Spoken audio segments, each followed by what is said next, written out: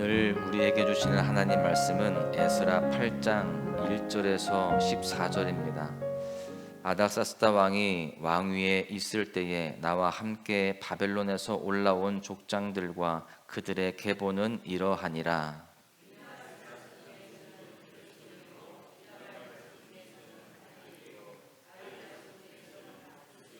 스가랴 자손 곧 바로스 자손 중에서는 스가랴니 그와 함께 족보에 기록된 남자가 150명이요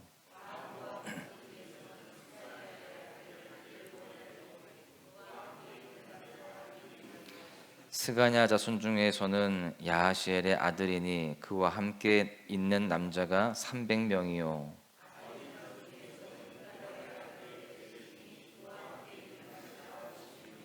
엘람 자손 중에서는 아달리아의 아들 여사야니 그와 함께 있는 남자가 70명이요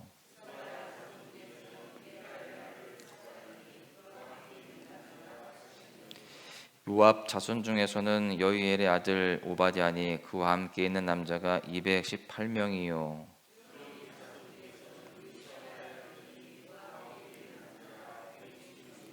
베베 자손 중에서는 베베의 아들 스가랴니 그와 함께 있는 남자가 28명이요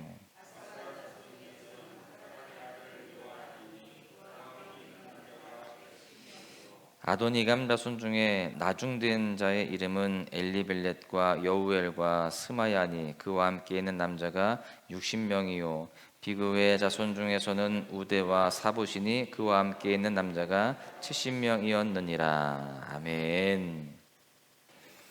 우리는 인생을 살아갈 때 중요하고 또한 예민하게 생각하는 명단들이 있습니다. 예를 들면 대학 합격자 명단, 국가대표 명단, 인사 명단 이런 명단들을 굉장히 중요하게 생각하고 또한 그 명단을 기다립니다.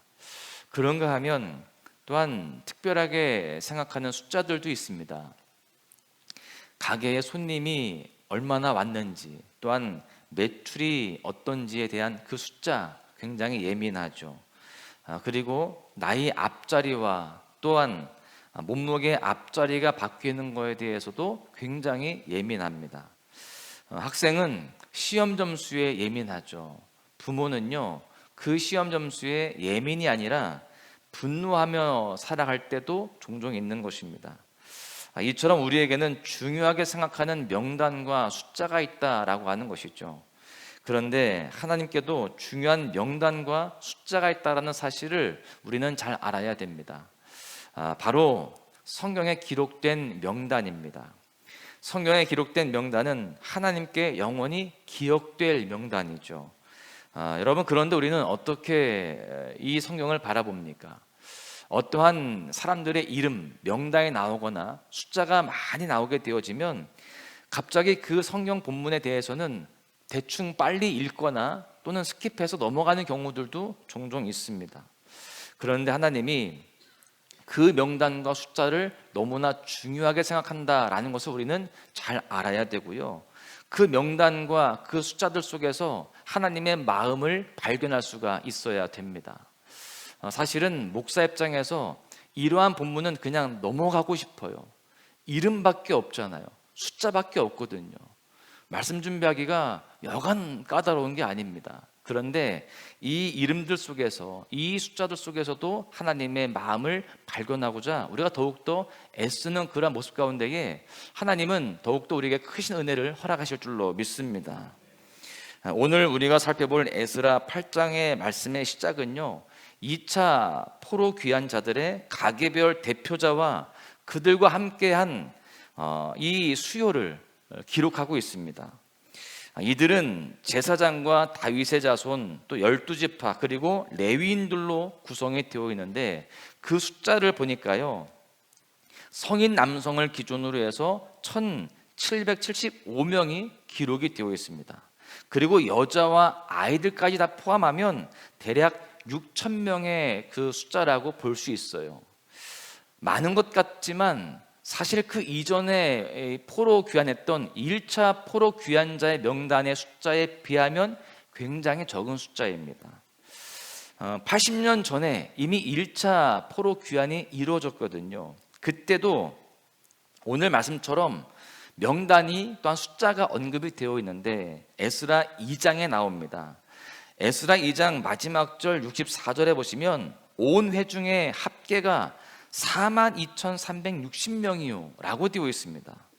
여러분, 지금 42,360명과 지금 6,000명의 숫자는 굉장한 차이입니다. 8분의 1에 해당이 되는 거예요. 많은 숫자가 지금 줄어들었습니다. 앞에서 이미 많은 숫자가 귀환을 했기 때문에 줄어든 것이다 라고 볼 수도 있겠지만, 사실 여전히 그 바사 제국의 페르시아에 많은 이 포로 공동체가 남아 있었다라는 것을 우리는 분명히 알아야 됩니다. 즉 이 귀환 행렬에 많은 사람들이 동참하고 있지 않는 그러한 모습이었어요. 그 이유가 무엇일까요? 그들이 그렇게 기도하고 꿈꿨던 순간이 다가왔는데 막상 그들이 지금 귀환하고 있지 않습니다. 예루살렘으로 돌아가지 않고 있어요. 그 이유가 무엇이냐? 첫째는요, 무뎌진 마음 때문에 그렇습니다. 80년이라는 시간 동안 열망이 식어졌습니다. 1차 포로 귀환이 이루어졌을 때 사람들이 처음에는요 감격하고 기뻤습니다. 그래서 많은 사람들이 그렇게 귀환을 했어요. 그런데 그렇게 1차 귀환이 이루어지고 나서 이제 한 80년이 지나고 나니까 그들의 마음이 하나님을 향한 그 열망, 그 뜨거움이 식어진 상태가 되게 되었다라는 것입니다. 또한 두 번째는요, 안정과 풍요를 우선시하는 마음 때문이었어요. 남아있던 사람들은요, 오랜 시간 이 페르시아에서 삶의 뿌리를 내리고 살아가고 있었습니다. 이미 포로로 잡혀온 지 70년이 지났고 또 1차 포로 귀환한 지 80년이 지났습니다. 너무나 오랜 시간이 흐르면서 그곳에서 자신들의 삶을 다 지금 자리 잡고 있는 상황이었다라고 하는 겁니다. 물론 포로로 끌려왔지만 그 당시 세계 최고의 그러한 도시였습니다. 그러다 보니 모든 것이 안정적이었고 또한 풍요로웠을 것입니다. 그러니 떠나고 싶지 않았겠죠. 세 번째는 고난에 대한 두려움 때문이었습니다. 페르시아에서 예루살렘으로 향하는 그 길은요, 대략 1450km에 해당합니다. 굉장히 멀죠. 그리고 가는 길에 강도도 많고 도적대도 많았습니다. 위험했어요. 그리고 도착해봤자 지금 자기가 살고 있는 그 바사 제국 페르시아보다도 훨씬 더 낙후된 그러한 상황에서 새로운 터전을 일궈야 하는 그런 두려움들이 그들 가운데 있었다라고 하는 것입니다. 그러나 하나님이 바라시는 그 하나님의 백성의 모습은 그러한 모습이 아니었습니다. 어떤 모습을 원하셨을까요? 하나님은요, 영적으로 부유하기를 원하신다라는 것입니다. 이것이 우리가 오늘 말씀을 통해서 깨달을 수 있는 첫 번째 교훈입니다. 하나님은 우리가 세상적인 것이 아니라 영적으로 부유하기를 원하신다라고 하는 거예요. 지금 이스라엘 백성들은 육신의 안정과 풍요만을 생각했지 영적인 것에 대해서는 그들은 지금 생각하고 있지 않습니다. 여러분, 비록 그들이 바사 땅에서 육신적으로는 안정과 또한 평안함을 누릴 수 있습니다. 그런데 성전도 없고요. 그리고 그 땅은 우상 숭배와 불법과 쾌락이 가득한 그 땅이었습니다. 그러다 보니 그곳에서 영적으로 그들이 풍요로워지거나 또는 신앙적으로 안정감을 누릴 수 있는 상황은 안 되었습니다. 그런 그들이 바라보는 예루살렘은 그저 낙후된 곳, 또 두려운 곳, 그렇게 여겨졌을 뿐입니다. 실제로 지리적으로 보잖아요. 내려가는 길이었어요. 그들 입장에서 바라볼 때 예루살렘은 내 인생이 내려가는 것처럼 보여졌을지도 모릅니다. 그러나 에스라가 바라보는 시선은 달랐습니다. 에스라는요, 성경에서 하나님의 성전을 향해 나아갈 때에 내려가는 길이다라고 표현하지 않고요, 올라간다라고 그렇게 표현을 한 것을 볼 수가 있습니다. 에스라가 보았던 것은 이스라엘 민족의 영적 회복과 하나님의 성전 예루살렘을 바라볼 때에 그곳은 올라가는 곳이었어요. 영적으로 다시금 세워지는 곳, 다시금 내 인생이 올라가는 곳, 그렇게 여겨졌던 것입니다. 여러분, 그렇습니다. 오늘 말씀을 통해서 깨달을 수 있는 두 번째 교훈이 이건데요, 하나님의 뜻을 따라가는 것은 내려가는 길이 아니라 올라가는 길이다 라고 하는 겁니다. 세상적으로 보면 예루살렘으로 가는 길은 내려가는 길이라고 말씀을 드렸죠. 그러나 영적으로 보면 예루살렘, 하나님께 나아가는 길은 언제나 올라가는 길인 줄로 믿습니다. 아무리 세상이 대단해 보이고 아닥사스다가 높아 보여도 다 하늘 아래에 있는 곳입니다. 혹시 우리 마음 가운데도 영적으로 소극적인 그러한 마음들, 신실하지 못한 마음들이 있다라고 한다면 에스라처럼 저 높은 것을 바라보면서, 영적으로 올라가는 것을 바라보면서 날마다 믿음으로 도전하고 이렇게 기도하며 주님 말씀 앞에 살아가는 모습들이 되어야 할 줄로 믿습니다. 이렇게 사순절 특별 새벽 기도에 참여하며 또한 소망의 묵상을 그렇게 하면서 나아가는 것이 바로 올라가는 길임을 분명히 깨달으시기를 바랍니다. 여러분, 이스라엘의 그 영적인 회복은 이렇게 높은 곳을 향하여서 주님의 그 뜻을 향하여서 나아가는, 그렇게 올라가는 사람들로부터 시작이 되게 되었습니다. 바라기는 우리 모두도요, 하나님의 뜻을 향하여서 높은 곳으로 올라가는 그러한 믿음의 모습이 되어야 할 줄로 믿습니다. 그럴 때 우리의 이름도 하나님 앞에 영원히 기억될 그러한 이름들이 될 것입니다. 그런데요, 이 명단들을 잘 보시면 흥미로운 부분이 있습니다. 제일 먼저 2절에 비느하스 자손 게르솜과 이다말 자손 중에서는 다니엘이 나오고 있어요. 여러분, 이 비느하스 자손과 이다말 자손은 제사장 가문입니다. 그런데 아무리 제사장 언약을 가진 비느하스 자손이라고 할지라도요, 이 게르솜이라는 이름은 조금 우리에게 의문점을 줍니다. 왜냐하면 그 이름의 뜻이 무엇이냐? 외국인이라는 의미를 가지고 있어요. 여러분, 이 이름을 통해서 무엇을 예측할 수 있을까요? 출신이 온전하지 못했다, 그러니까 혼혈이라는 거예요. 이다말은 그런가 하면 솔로몬 왕 때 아도니아의 반역에 참여했다는 이유로 제사장직에서 파면당한 아비아달의 자손이었습니다. 여러분, 지금 보십시오. 이 게르솜과 이다말은요, 지금 온전한 출신이 아닙니다. 출신이 온전하지 못했고요, 또 파면된 제사장의 자손이었어요. 이들 둘이 지금 제사장이 된다는 겁니다. 지금 보면은요, 우리가 이 주목해야 될 것은 다른 사람들은 이 제사장으로 지원을 하지 않았습니다. 이 둘만 지원을 했어요. 1차 포로 귀환할 때는요, 성경이 기록하는 이 제사장의 총수가 몇 명이었느냐? 4,284명이었습니다. 그런데 2차 포로 귀환할 때는요, 이 제사장의 총수가 2명밖에 되지 않아요. 1차 포로 귀환할 때에 비하면 너무나 큰 차이죠. 여러분, 비록 이렇게 다른 사람들이 다 외면하는 그러한 이 외로운 길, 제사장의 길이라 할지라도 이들은 그렇게 하나님의 뜻을 따라 살기로 결단하고 헌신하기로 결단하고 그 길을 갔던 것입니다. 그런데요, 하나님께서 이 둘을 통해서 영적인 회복이라는 놀라운 일들을 행하셨음을 우리는 보게 됩니다. 온전하지 못한 출신과 파면된 과거를 우리는 안타깝게 바라보지만 하나님은 다르다는 겁니다. 그들을 바라볼 때 그들의 과거를, 그들의 출신을 보는 것이 아니었어요. 하나님은 그들의 중심을 보셨습니다. 높은 곳으로 올라가려고 하는 그 마음, 헌신하고자 하는 그 마음 위에 하나님께서 기름 부으시니까 그들을 통해서 민족이 살아나더라 라고 하는 겁니다. 여러분, 이들의 이름은 영원히 하나님께 기억될 이름이 되었고요, 그들의 모든 온전하지 못한 출신과 파면된 과거는 주님의 보혈로 다 그렇게 덮여진 줄로 믿습니다. 여러분, 또한 계속해서 4절을 보시면 바핫 모압 자손이 나옵니다. 이 바핫 모압이라는 말의 뜻은요, 모압을 다스리는 자라는 의미를 가지고 있어요. 이 이름의 뜻을 보면서 우리가 추측할 수 있는 것은 이 바핫 모압 가문은요, 모압 지방의 총독이나 장관을 배출한 가문이었을 것이다 라고 그렇게 여길 수 있습니다.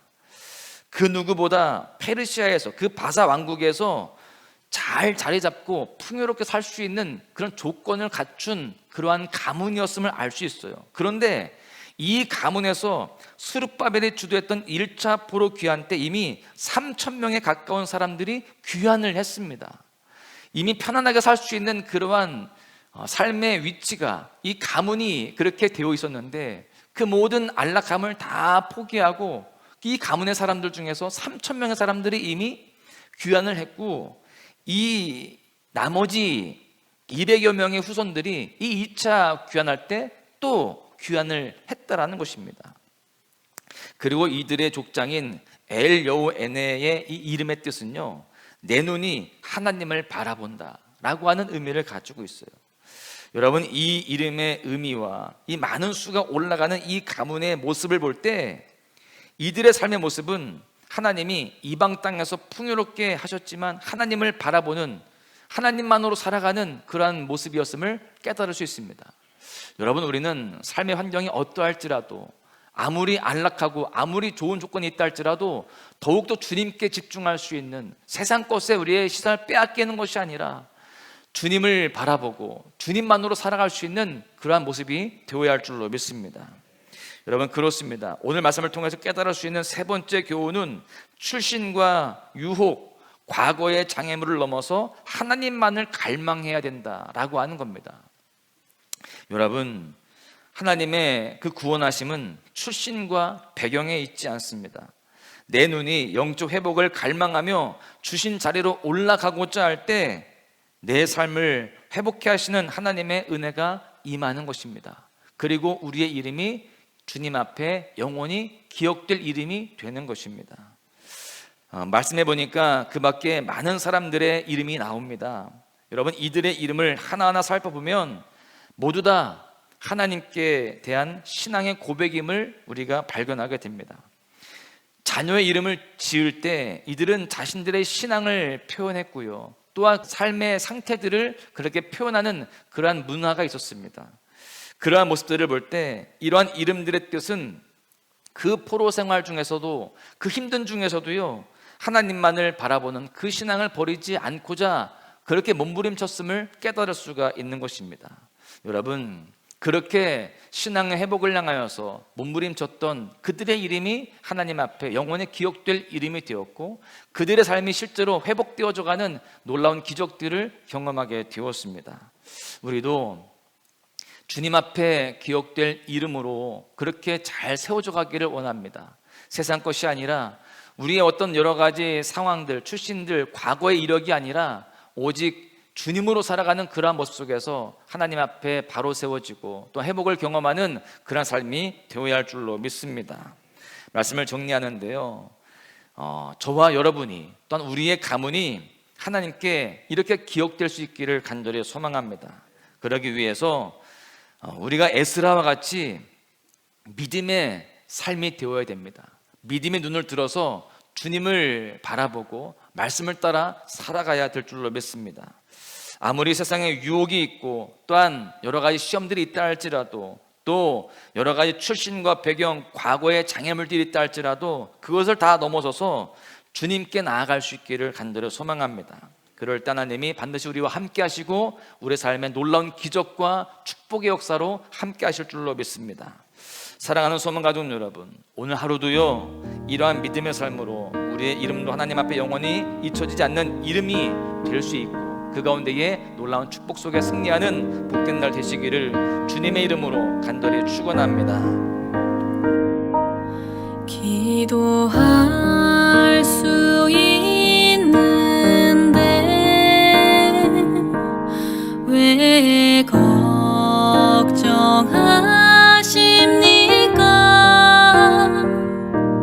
기도하면서 왜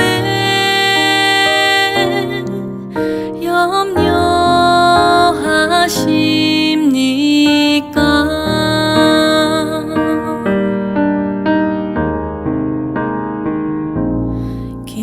기도할 수 있는데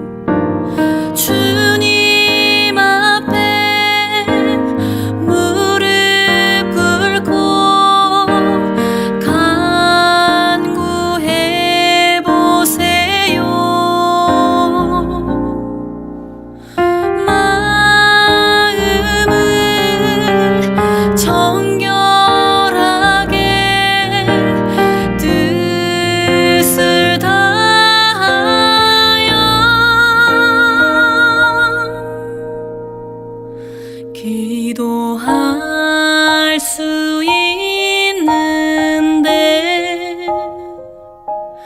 왜 걱정하십니까?